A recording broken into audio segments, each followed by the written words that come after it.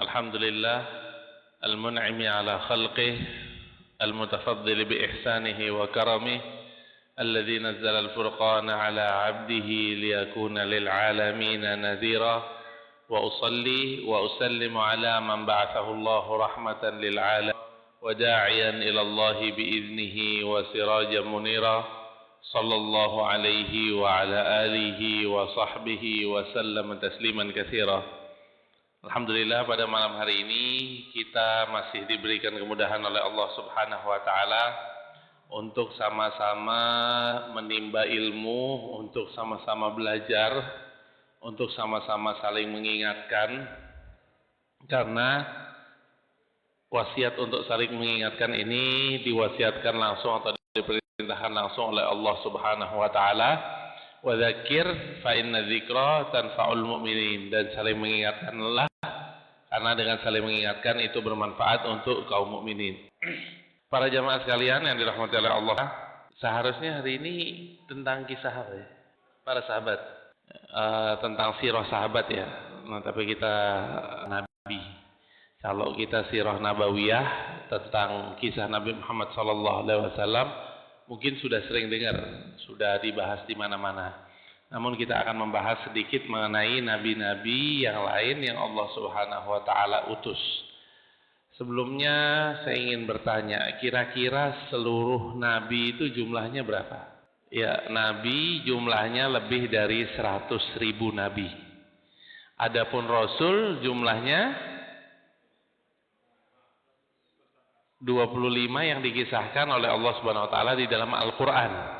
Namun yang tidak dikisahkan oleh Allah Subhanahu wa taala di dalam Al-Qur'an lebih banyak lagi, yaitu kurang lebih jumlah para rasul sekitar 300-an lebih. Karena Allah Subhanahu wa taala sendiri yang mengatakan di dalam surat An-Nisa, wa rusulan qad qasasnahum 'alaika min qabl wa rusulan lam naqsushum 'alaik. Dan ada rasul-rasul yang kami kisahkan kepada engkau wahai Muhammad, dan ada rasul-rasul yang tidak kami kisahkan kepada engkau. Jadi jangankan kita ya, Rasulullah SAW aja nggak tahu tentang semua jumlah rasul-rasul yang Allah Subhanahu wa taala utus. Tentang semua kisah-kisahnya tidak tahu, karena memang Allah Subhanahu wa taala ada yang beliau beritahukan kepada rasul-rasul dan ada yang beliau tidak beritahukan, karena warusulan qad qasasnahum, sebagian dari mereka sudah kami kisahkan kepada engkau wahai Muhammad, warusulan lam naqsushum, dan sebagiannya lagi belum kami kisahkan kepada engkau. Namun kita diperintahkan oleh Allah Subhanahu wa taala untuk mengikuti jalan para rasul. Allah Subhanahu wa taala menjelaskan, ulaikal ladzina hadallahu fabihudahu muqtadih. Merekalah orang-orang yang diberikan hidayah oleh Allah Subhanahu wa taala, fabihudahum, dengan hidayah mereka iqtadih. Kita diperintahkan untuk ikut. Karena apa? Karena nanti di hari kiamat ada orang yang menyesal di hadapan Allah Subhanahu wa taala karena beliau tidak mengikuti jalannya para rasul. Wa yauma ya'addu adh-dhalimu 'ala yadayhi yaqul ya laitani ittakhadtu ma'ar rasuli sabila. Kata orang-orang yang menyesal di hari akhir nanti, coba dulu aku mengikuti jalannya para rasul. Karena apa? Karena dia tidak mengikuti jalannya para rasul. Dia salah memilih teman. Dia memilih teman yang tidak mendekatkan dirinya kepada Allah Subhanahu wa taala. Justru dia memilih teman yang menjauhkan dirinya dari Allah Subhanahu wa taala. Oleh karena itu jamaah sekalian yang dirahmati oleh Allah Subhanahu wa taala, kita perlu dan patut untuk membaca Al-Qur'an sesering mungkin, dan sekali waktu juga kita membaca Al-Qur'an dengan artinya, dengan terjemahnya. Karena Al-Qur'an itu terbagi menjadi 3 jamaah. Sepertiga dari Al-Qur'an mengenai tentang kebesaran Allah Subhanahu wa taala. Tentang ayatul kursi, kita tahu kalau tentang ayatul kursi ya, Allahu la ilaha illa huwal hayyul qayyum la ta'khudhuhu sinatu wa la naum lahu ma fis samawati wa ma fil ard man dzal ladzi yashfa'u indahu illa bi idzni ya'lamu ma baina aydihim wa ma khalfahum wa la yuhituna bi syai'in min ilmihi illa bima syaa' wasi'a kursiyyuhus samawati wal ard wa la ya'uduhu hifdzuhuma wa huwal 'aliyyul 'azim. Itu semua dari awal sampai akhir tentang kebesaran Allah Subhanahu wa taala, tentang sifat-sifat Allah Subhanahu wa taala. Kalau kita bahas itu akan panjang ya. Walaupun ayat yang selalu kita jadikan andalan kalau kita sholat ya, Qul huwallahu ahad, Al-Ikhlas, itu pun memberitahukan dan menjelaskan tentang keesaan Allah Subhanahu wa taala. Qul huwallahu ahad, Allahu samad, lam yalid wa lam yulad wa lam yakul lahu kufuwan ahad. Oleh karena itu kita sering diperintahkan oleh Rasulullah sallallahu alaihi wasallam untuk membacanya. Zikir pagi kita diperintahkan untuk membacanya. Kan Al-Ikhlas, Al-Falaq dan An-Nas setelah ayatul kursi. Kemudian 2 rakaat sebelum sholat subuh, rakaatil fajr, kita diperintahkan juga untuk membaca surat Al-Ikhlas di rakaat kedua. Rakaat pertamanya membaca apa? Qul ya ayyuhal kafirun. Begitu juga di sholat-sholat lainnya seperti di sholat witir. Rakaat pertama membaca Sabbihisma rabbikal a'la, rakaat kedua Al-Kafirun, rakaat ketiga Qul huwallahu ahad. Itu adalah sepertiga dari Al-Quran. Sepertiga yang kedua dari Al-Quran membahas tentang hukum-hukum. Hukum-hukum Islam. Orang yang mencuri hukumannya apa? Orang yang membunuh secara sengaja hukumannya apa? Orang yang membunuh secara tidak sengaja hukumannya apa? Tentang pernikahan, tentang mawaris. Mawaris itu tentang warisan. Warisan bagaimana pembagiannya, kalau yang ini yang suaminya meninggal istrinya dapat berapa kalau punya anak, kalau belum punya anak istrinya dapat berapa, sebaliknya kalau istrinya duluan meninggal dia punya uang, suaminya dapat berapa kalau dia punya anak, kalau dia tidak punya anak dapat berapa. Itu semua hukum-hukum termasuk sepertiga lainnya dari Al-Quran. Dan sepertiganya lagi adalah tentang kisah-kisah tentang kaum-kaum sebelum Rasulullah SAW. Salah satunya Allah Subhanahu wa taala menjelaskan tentang kisah Nabi Nuh misalnya. Kisah Nabi Nuh atau Nabi Nuh alaihissalam diturunkan sebelum beliau berhijrah ke kota Madinah Al-Munawwarah. Jadi surat ini disebut surat Makkiyah. Surat Makkiyah itu adalah surat yang diturunkan di Mekkah atau sebelum hijrahnya Rasulullah SAW ke Madinah. Kalau surat Madaniyah, surat yang diturunkan setelah hijrah Rasulullah SAW ke Madinah. Apa tujuannya? Untuk salah satunya untuk menghibur Rasulullah SAW. Yang mana ketika beliau berdakwah di Mekah selama 13 tahun, yang ikut dalam dakwah beliau itu hanya sedikit saja, tidak banyak. Oleh karena itu Allah Subhanahu wa taala kisah-kisahkan beberapa kisah-kisah para nabi. Nabi Nuh alaihissalam yang berdakwah kurang lebih 950 tahun. Falam yazidhum du'ai illa firara.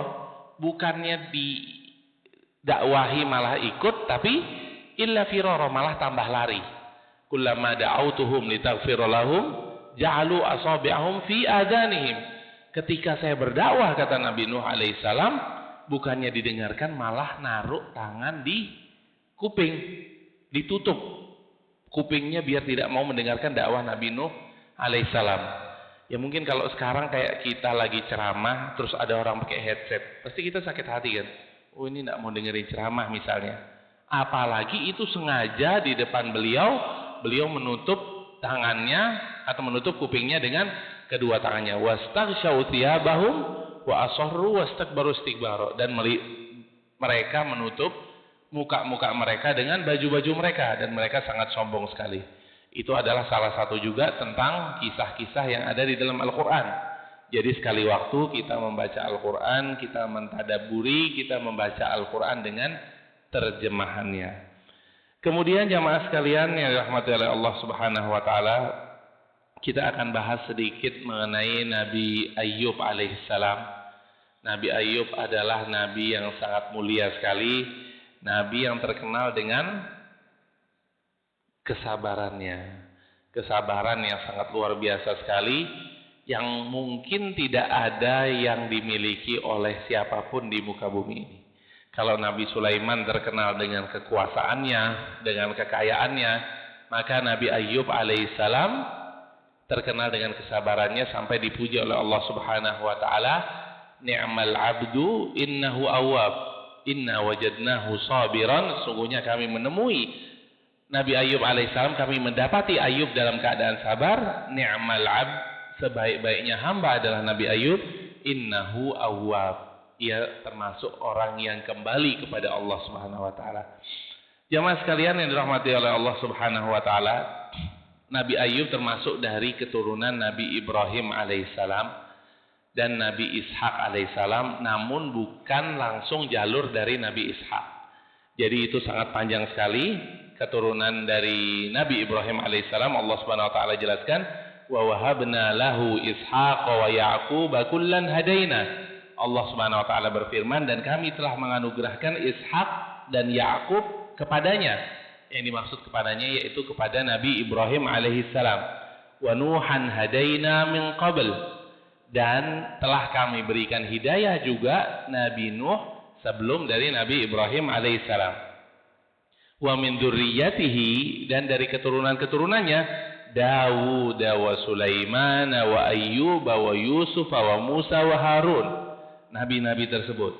Wa kadzalika najzil muhsinin, kata Allah Subhanahu wa taala, dan demikianlah kami memberi balasan kepada orang-orang yang berbuat baik.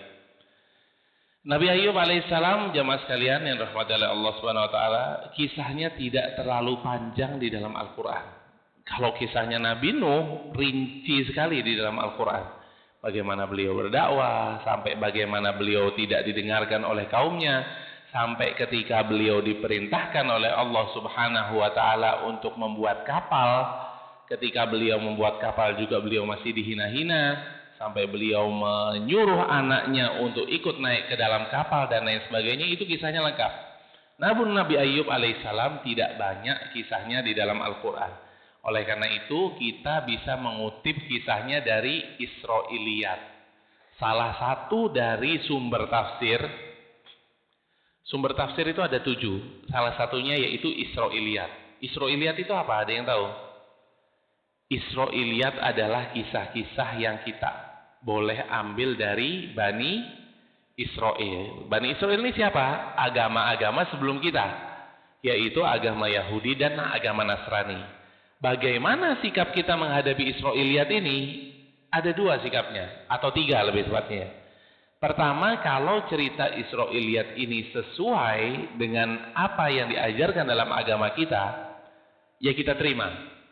Yang kedua, kalau Israiliyat ini tidak sesuai dengan ajaran yang ada di dalam agama kita, maka jelas kita tolak. Seperti contohnya, ada di dalam Israiliyat itu orang yang lahir kemudian dia besar dan tingginya mencapai 1 kilometer. Itu bertentangan apa enggak sama agama kita? Bertentangan.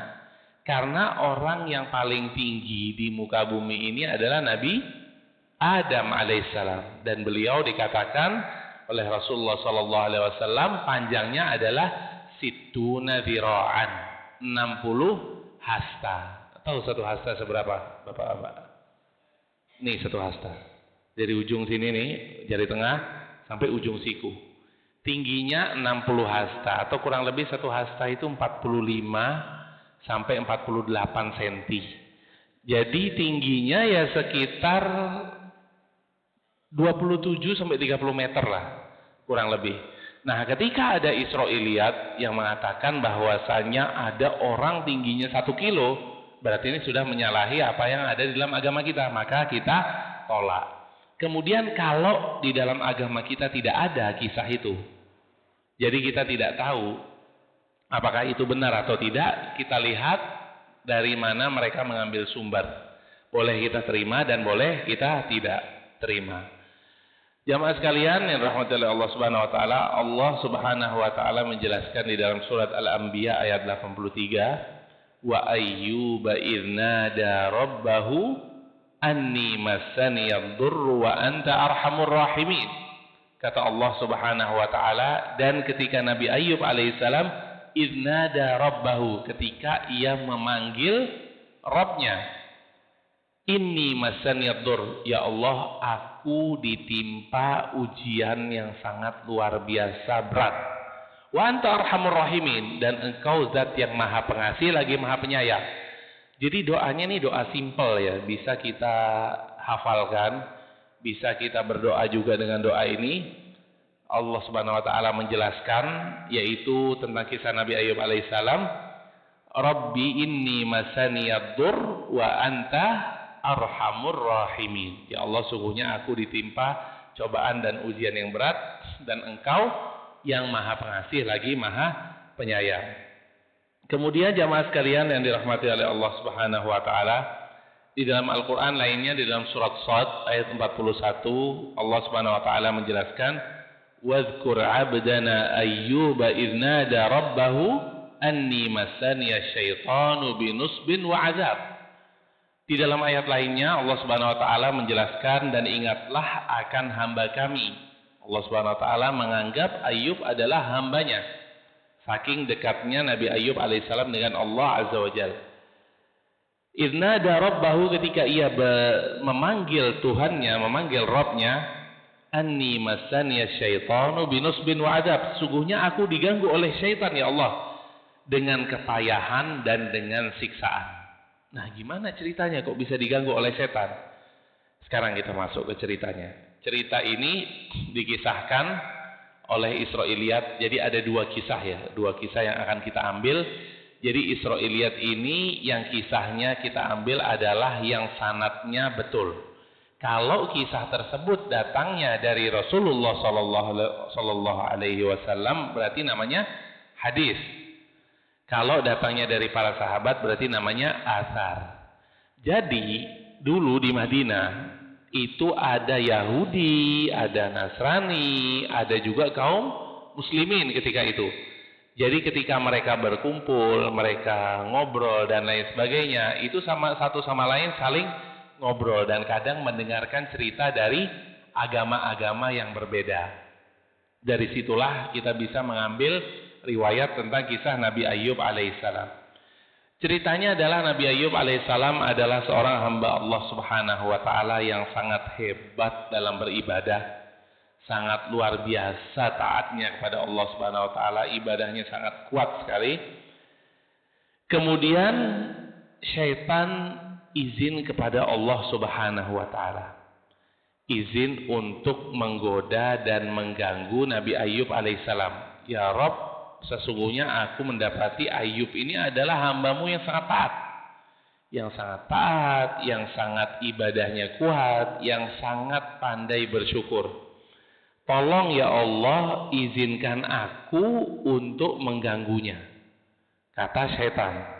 Kemudian Allah Subhanahu wa taala yang sudah mengetahui, sudah pasti mengetahui apa yang akan terjadi, Allah Subhanahu wa taala mengizinkan syaitan untuk mengganggu Nabi Ayub alaihissalam. Kemudian jamaah sekalian yang dirahmati oleh Allah Subhanahu wa taala, kisahnya pertama kali Nabi Ayub alaihissalam diuji oleh Allah Subhanahu wa taala dengan dihancurkan hartanya. Hartanya bagaimana? Pertama kali Nabi Ayub alaihissalam, beliau mempunyai banyak sekali ya.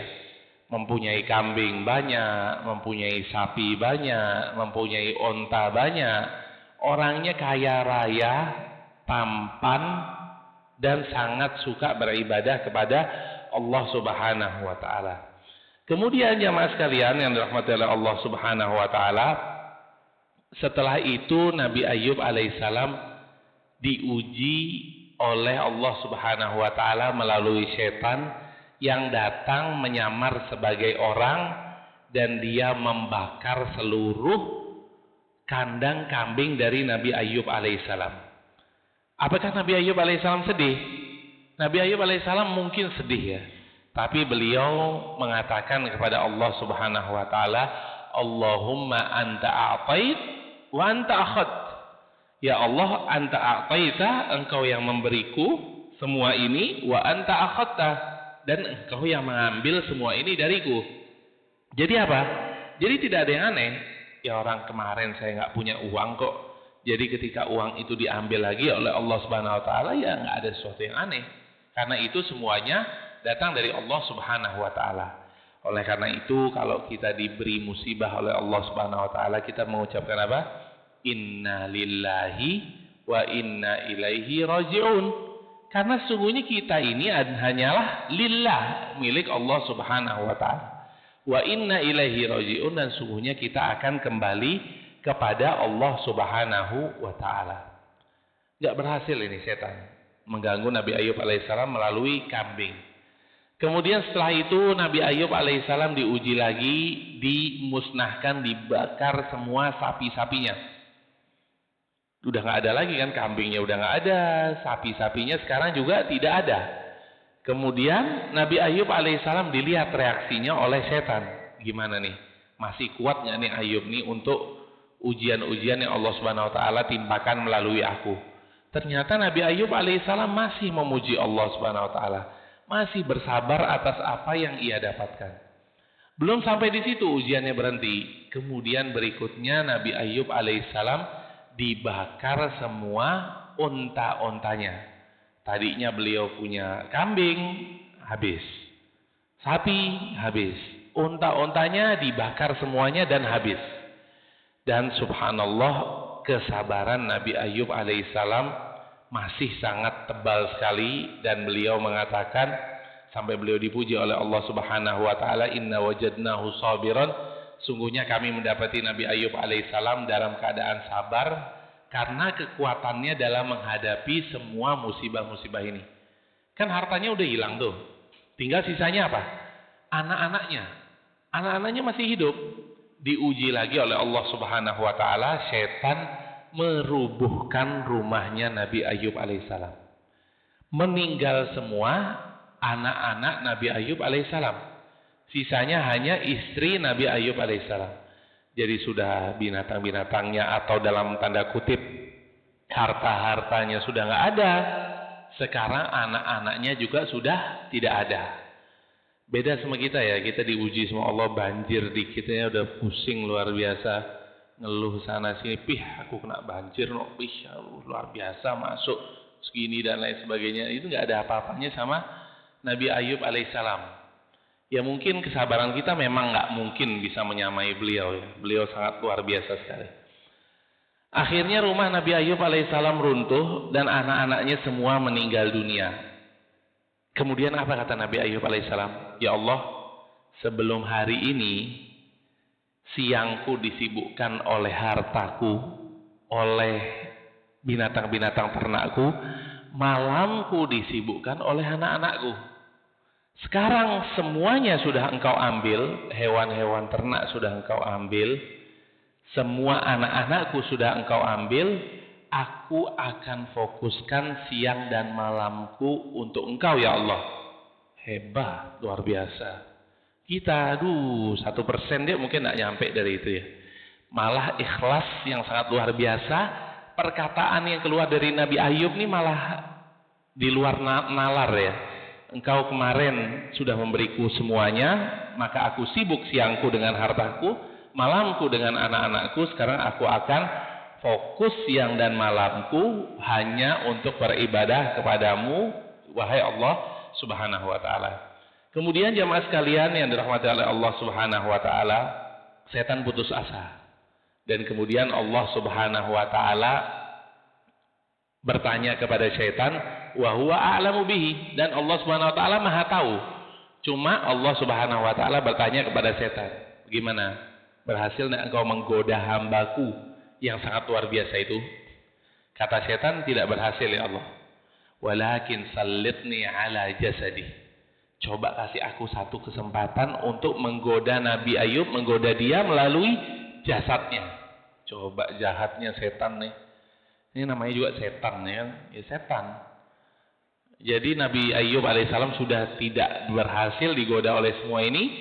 Sallitni ala jasadi, perkenankan aku untuk menggodanya melalui tubuhnya, melalui jasadnya.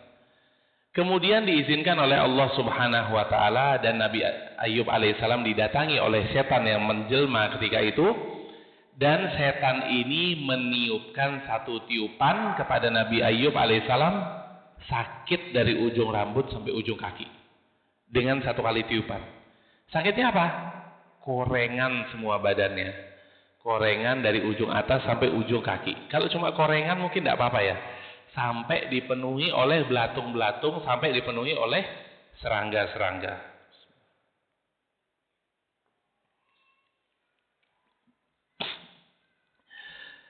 Kemudian jamaah sekalian yang dirahmati oleh Allah Subhanahu wa taala, akhirnya Nabi Ayub alaihissalam sakit parah, sakit yang luar biasa, sakit kulit, sampai binatang-binatang pun banyak di tubuh Nabi Ayub alaihissalam. Beliau rafadhul qarib wal ba'id. Beliau tidak disukai sama orang yang dekat maupun orang yang jauh. Orang yang dekat aja nih, tetangga-tetangganya, saudara-saudaranya, itu nggak sudi tinggal sama Nabi Ayub. Wahai Ayub, engkau ini bawa penyakit datang ke sini. Engkau ini kotor, nggak higienis dan lain sebagainya. Akhirnya Nabi Ayub disuruh pindah, disuruh tinggal di tempat sampah Bani Israel. Nabi loh ini Pak, Nabi Pak. Bukan cuma orang-orang soleh, bukan cuma ustadz, kiai. Ini Nabi. Disuruh tinggal di tempat sampah Bani Israel karena tidak layak untuk tinggal sama mereka.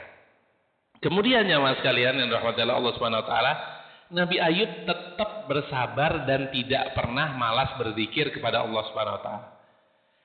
Nabi Ayub hampir goyah. Tahu Pak goyahnya karena apa? Karena omongan orang. Ini nih bahayanya omongan orang. Kita tahu Nabi Ayub alaihissalam sudah dicoba dengan berbagai macam cobaan, tetap kuat. Yang bikin tidak kuat itu sayatan lidahnya orang-orang. Kalau sayatan luka, sayatan kena pisau, kena cutter, silet, itu mungkin sakit-sakit biasa. Tapi kalau sayatan lidah, Pak, Nabi Ayub itu hampir nggak kuat. Ketika ada orang yang lewat, oh betul kau Ayub, iya, oh Ayub, yang dikasihi sama Tuhanmu itu, yang disayang sama Allah itu. Sesungguhnya ketahuilah bahwasanya kalau Allah sayang sama engkau, gak mungkin separah ini engkau diberi cobaan. Itu Nabi Ayub sudah mulai berpikir, iya juga ya, jangan-jangan betul katanya orang ini, Allah itu tidak sayang padaku. Padahal tadinya Allah Subhanahu wa taala sangat sayang kepada Nabi Ayub dan masih sangat sayang kepada Nabi Ayub. Cuma karena omongan orang, akhirnya Nabi Ayub hampir goyah, namun beliau akhirnya diberi kekuatan oleh Allah Subhanahu wa taala. Kemudian jamaah sekalian yang dirahmati oleh Allah Subhanahu wa taala, ketika itu tidak berhasil juga, ketika memang Nabi Ayub alaihissalam sudah sakit dan sakitnya sangat parah, akhirnya setan jengkel. Setan jengkel bilang, kok gagal maning ini. Kok gagal terus saya menggoda salah satu hamba Allah ini, kok nggak berhasil. Akhirnya dia mengumpulkan semua bala tentaranya. Mubes ini Pak, mubesnya setan. Semua dipanggil dari ujung ke ujung. Ketuanya ini, si iblis ini, dia bilang, wahai kaumku, bagaimana caranya aku menggoda Ayub alaihissalam ini? Apa kata anak buahnya? Ketua, kok tumben ente nggak berhasil? Biasanya ente hebat, goda orang nggak pernah gagal. Salah satu nih setan kecil nih ya, mungkin ya masih anak buah lah, masih ya kopral, masih belum jadi jenderal. Dia bilang kepada atasannya, wahai iblis, wahai jenderal, wahai ketua, engkau bagaimana cara goda Adam? Lewat apa? Lewat istrinya. Coba masuk lewat istrinya. Siapa tahu istrinya bisa menggoda Nabi Ayub alaihissalam, akhirnya dia bisa berbuat syirik, dia bisa tidak beriman kepada Allah Subhanahu wa taala. Oh, hebat itu, bagus. Besok kita coba. Katanya setan, katanya iblis tersebut. Akhirnya setelah itu singkat cerita, maka iblis menyamar menjadi salah satu atau seseorang laki yang sangat tampan, yang sangat luar biasa ganteng. Kemudian ia datang kepada istrinya yang masih taat ini, masih taat dan ahli sedekah. Istrinya ditanya, wahai amatullah, wahai hamba Allah yang wanita, mana suamimu? Itu tuh yang lagi garuk-garuk di pojokan di tempat sampah, itu suamiku. Kenapa engkau tanya? Oh, itu suamimu ya. Kayaknya dulu suamimu orang kaya ya. Orang kaya, orang ganteng, orang Masya Allah, punya segala macam, punya kambing banyak, sapi banyak, punya onta banyak, semua kenikmatan Allah dia punya. Dia orang taat, dia orang soleh. Apa yang diinginkan oleh iblis ini? Dia pengen istrinya ngeluh. Tapi memang orang sudah luar biasa ya, sudah luar biasa, solehah juga. Dan istrinya ini adalah yang menuntun Nabi Ayub alaihissalam ketika beliau sedang sakit. Beliau sakit kemana-mana dituntun. Saudaranya sudah tidak mau noleh sama Nabi Ayub alaihissalam. Tinggal istrinya. Masih ada tidak Pak ya 2025 istri kayak begini? Kalau ada rebutan gitu. Jadi Masya Allah sekali istrinya. Namun jamaah sekalian, perlu kita ketahui wanita sehebat apapun, dia tetap lemah Pak. Dia tetap lemah. Ketika ditanya seperti itu oleh setan, mana suamimu? Oh suamimu kan dulunya ganteng dan lain sebagainya. Tetap dia tidak mengeluh. Akhirnya jurus terakhir yang dilakukan oleh setan yaitu dia masuk ke dalam hati atau ke dalam dadanya perempuan itu dengan cara membisikkan apa di dalam surat An-Nas, alladzi yuwaswisu fi sudurin nas minal jinnati wan nas. Dia membisikkan sesuatu apapun yang membuat wanita ini tidak kuat. Sekuat-kuatnya wanita dia nggak kuat, Pak. Nggak kuat, akhirnya dibisikkan, dulu suamimu kaya, engkau dulu hidup enak, sekarang kau cuma ngurusi satu orang korengan di ujung sana di tempat sampah. Kau ini mau dapat apa setiap hari kayak begini? Tidak ada gunanya sama sekali. Akhirnya istrinya nggak kuat Pak, teriak istrinya. Teriak dengan sekeras-kerasnya karena sudah tidak kuat oleh godaan setan. Kemudian setan itu dalam wujud manusia yang tadi mengatakan, atau iblis tadi ya, mengatakan kepada istrinya, wahai amatullah, ini ada seekor kambing. Engkau sembelihlah kambing ini dan persembahkanlah kepadaku. Aku yang jamin suamimu sembuh. Tak jamin langsung sembuh. Kata siapa? Kata ketua nih, kata iblis. Karena sudah tidak kuat, maka datanglah perempuan tersebut membawa kambing kepada Nabi Ayub alaihissalam. Dia mengatakan kepada suaminya, ila mata yu'adzibuka rabbuk. Mau sampai kapan Tuhanmu ini nyiksa kau ini, mau sampai kapan? Wahai Ayub, ainal masya? Mana harta-hartamu yang dulu, binatang-binatang ternakmu? Ainal walad? Mana dulu anak-anak kita? Semuanya sudah nggak ada. Apa kata istrinya? Izbah hadhihi wastarih. Sembelih ini kambing. Sembelih ini kambing untuknya, bukan untuk Allah ya. Untuk orang itu wastarih, dan hidupmu akan enak. Kira-kira Nabi Ayub alaihissalam ngomong apa Pak? Ngamuk Nabi Ayub alaihissalam. Beliau mengatakan, ataki aduwullah, kau ini sudah didatangi sama musuh Allah subhanahu wa ta'ala. Fanafakha fiki, dan dia menggodamu. Fawajada fiki rifqan fa'ajabti, dan ternyata setan mendapati dirimu dalam keadaan lemah. Fa'ajabti, dan kau nurut. Kok bisa musuh Allah datang kepada engkau dan engkau nurut? Ya memang kalau kita Pak ya jadi istrinya beliau, mungkin bisa jadi juga kita nggak kuat. Karena ujian ini sudah luar biasa parah. Tapi subhanallah Nabi Ayub alaihissalam, beliau tetap kuat. Maka beliau ngamuk sama istrinya, bayangin Pak, diusir Pak istrinya Pak. Yang nemenin dia cuma satu istrinya, diusir ya sudah, tidak punya teman sama sekali. Akhirnya kau pergi dari sini, jangan kau datang lagi. Apapun makanan yang datang dari engkau wahai istriku, aku tidak akan makan. Haram hukumnya, karena kau orang musyrik, engkau orang yang tidak beriman kepada Allah, engkau yang menyekutukan Allah. Sedih istrinya, sedih. Akhirnya singkat cerita, istrinya pergi. Sebelum itu dinasihati oleh Nabi Ayub alaihissalam, kita ini berapa tahun diuji? Baru 7 tahun. Sedangkan berapa tahun kita dikasih nikmat oleh Allah subhanahu wa ta'ala? 80 tahun. Kalau kau mau adil, kalau kita diuji 80 tahun, itu baru impas. Impas dan belum kurang. Ini kita diuji baru 7 tahun, dikasih nikmat 80 tahun, kok kita sudah ngomel? Ya begitu, sama kayak kemarin, kita sudah punya banyak nikmat Allah, kasih air dikit masuk ke rumah, banjir, kulkas rusak, ini rusak misalnya, sudah mulai ngeluh, sampai kapan kita kayak begini, sampai kapan? Itu adalah pelajaran dari Nabi Ayub alaihissalam. Kalau kita mau impas, ya kita nunggu dulu, kita berapa tahun dikasih nikmat, berapa tahun kita dikasih cobaan, itu baru impas, kata Nabi Ayub alaihissalam, itu baru adil.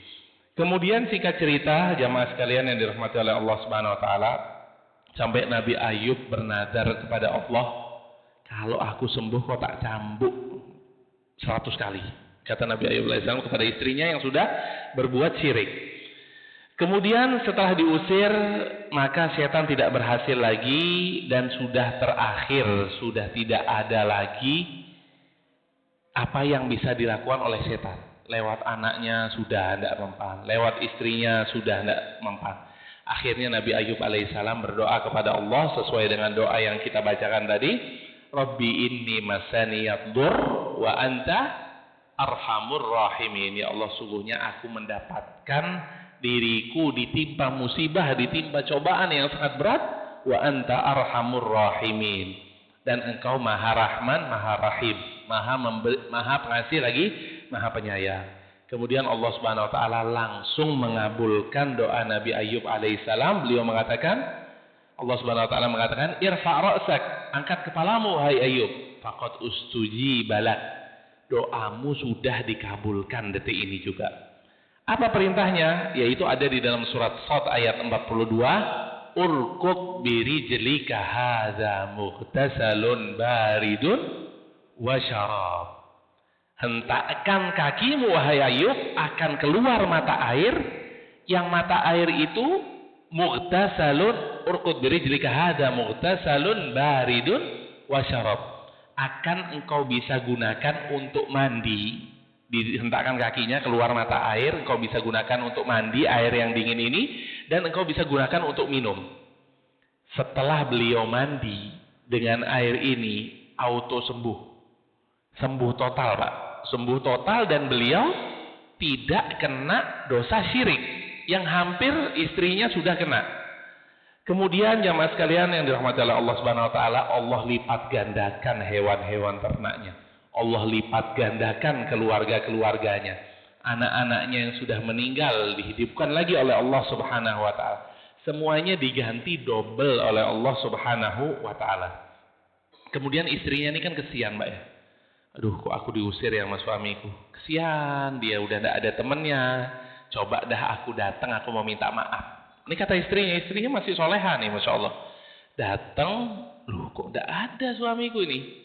Datang ketemu Nabi Ayub yang sudah seger, yang sudah fresh, yang sudah ganteng. Wahai Abdullah, engkau ditanya dulu sama Nabi Ayub, wahai amatullah, madza turidin? Kau ini nyari siapa? Aku mencari suamiku. Sambil gupuh-gupuh, sambil mau nangis. Jangan-jangan dia sudah dimakan binatang ternak atau dia sudah mati kelaparan. Antara dua ini, suamimu itu seperti apa? Kau kenal gak sama suamiku? Akhirnya nih perempuan bilang, ini orang kok nanyanya detail sekali, dilihat mukanya. Loh, kalau suamiku sembuh ya kayak kau nih dah mukanya. Kayak ente ini dah mukanya kalau suamiku sembuh.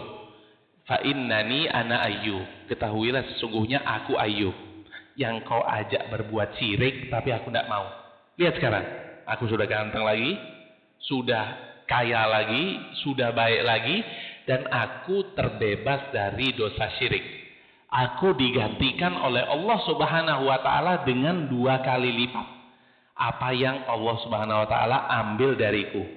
Jadi inti dari kisah ini, jamaah sekalian yang dirahmati oleh Allah Subhanahu wa taala, Nabi Ayub ujiannya banyak dan ujiannya lama.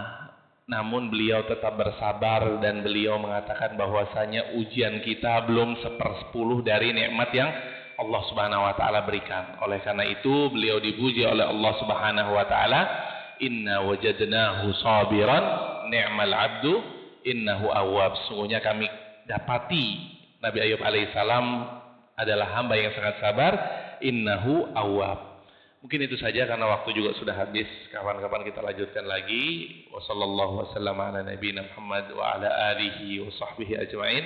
Kita tutup dengan doa kafaratul majlis. Subhanakallahumma wa bihamdika asyhadu an la ilaha illa anta astaghfiruka wa atubu ilaik. Wassalamualaikum warahmatullahi wabarakatuh.